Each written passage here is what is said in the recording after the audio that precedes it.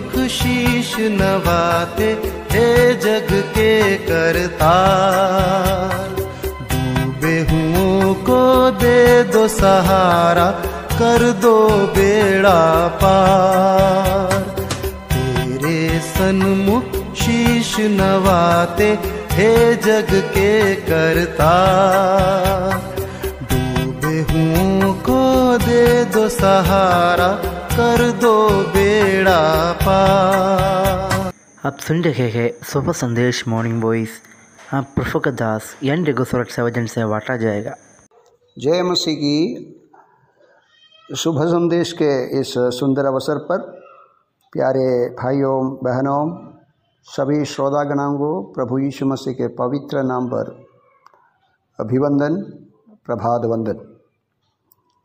हम ऐसे एक समय में रहते हैं, भयानक बातों को हम सुनते हैं और देखते हैं, हम अनुभव करते हैं और हम जानते हैं दुनिया के चारों तरफ कोई अनुकूल परिस्थिति नहीं है।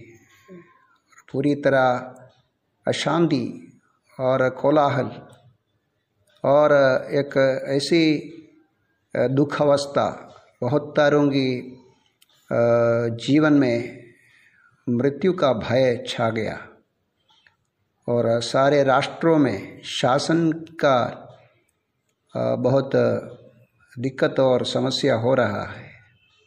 और इस समय सब राज्यों में अपने नेताओं को चुनने के लिए और बदलने के लिए लोग सोच रहे हैं, क्योंकि राज्यों में शांति कौन ला सकते हैं और कौन हमारे समस्या की निवारण पूरी तरह कर सकते हैं। और प्यारो, हम जब पवित्र वचन में देखते हैं, एक ही आशा हमारे सामने है, ये हमारा प्रभु यीशु मसीह है।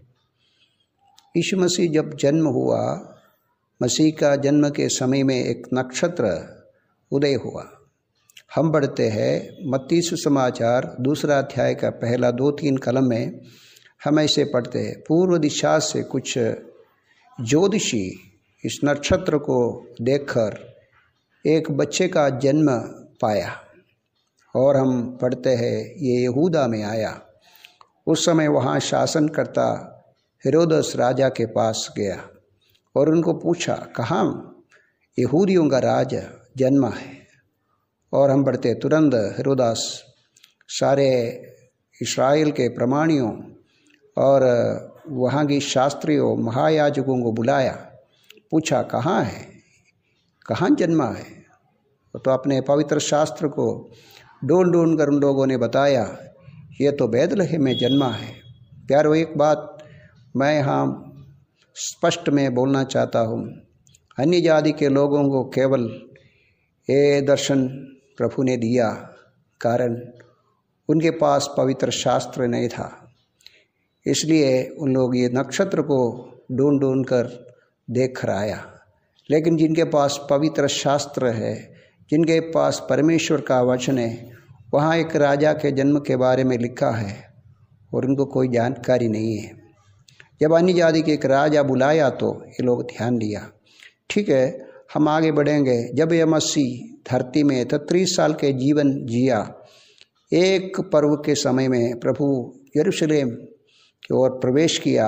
हम पढ़ते हैं वहाँ की लोगों ने प्रभु को स्वीकारा, एक राजा तरीके स्वीकारा। उस समय प्रभु एक गद्दे के बच्चे के ऊपर बैठकर सवार किया और खजूरों की डालियों को लेकर लोग बोलने लगा, होशन्ना, राजाधिराजा, प्रभु के नाम में आने वाला। इस तरह मसीह की सराहना किया और उनकी कीर्ति को और उनको प्रशंसा किया।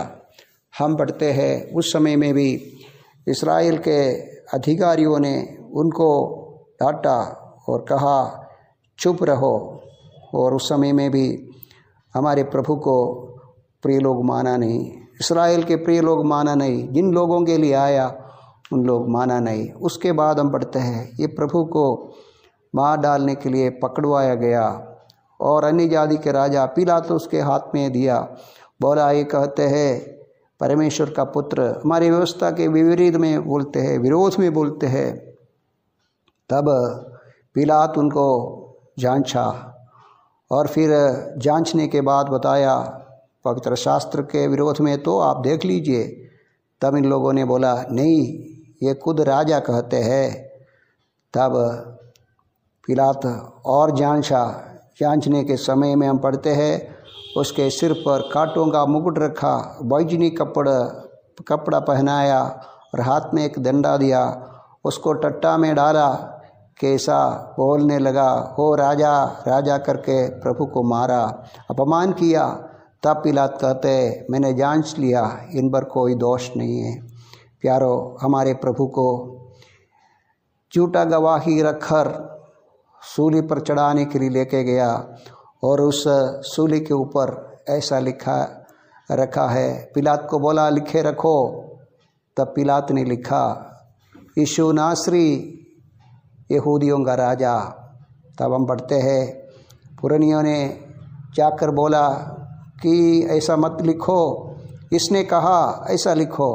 पिलात ने कहा मैं जो लिखा दिया। प्यारो, एक अन्य आदि के दूसरा गवर्नर कहते हैं मैंने जो लिखा, मैं आपको ये कहने के लिए आज सुबह संदेश दे रहा हूँ।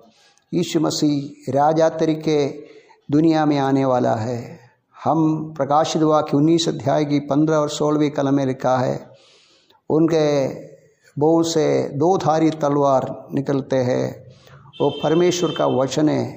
प्यारो, उसका नाम राजाओं का राजा, प्रभुओं का प्रभु।